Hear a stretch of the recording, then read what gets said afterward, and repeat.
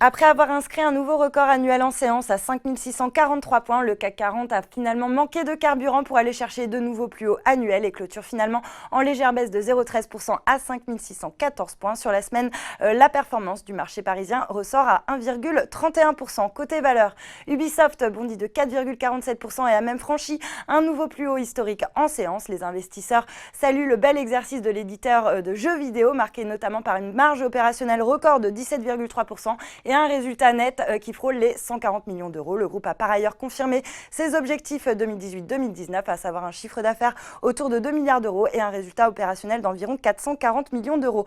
Technicolor reprend 5,28% à 1,51€ et se hisse donc en tête du palmarès, alors que les ventes de titres réalisées par Cisco ces dernières semaines pourraient bientôt prendre fin. Natixis s'adjuge 3% après avoir annoncé un résultat net part du groupe de 323 millions d'euros, en croissance de 15% sur un an. Le produit net bancaire ressort à 2,441 milliards d'euros, en hausse de 4% au premier trimestre 2018 et de 8% à taux de change constant. ADP est lanterne rouge du SBF 120 au lendemain de ses résultats trimestriels. Le titre est par ailleurs victime de spéculations autour du projet Pacte qui fait craindre une vague de privatisation, alors que selon une source à l'Élysée, la détention majoritaire de l'État au capital ne serait pas indispensable. Trigano et Europcar sont victimes de prise de bénéfices après avoir bondi la veille dans le sillage de résultats trimestriels bien accueillis. Et puis pire performance du SRD SQLI qui chute de 7,4% après avoir affiché au premier trimestre un chiffre d'affaires de 57,8 millions d'euros, en croissance de 12,9% par rapport au premier trimestre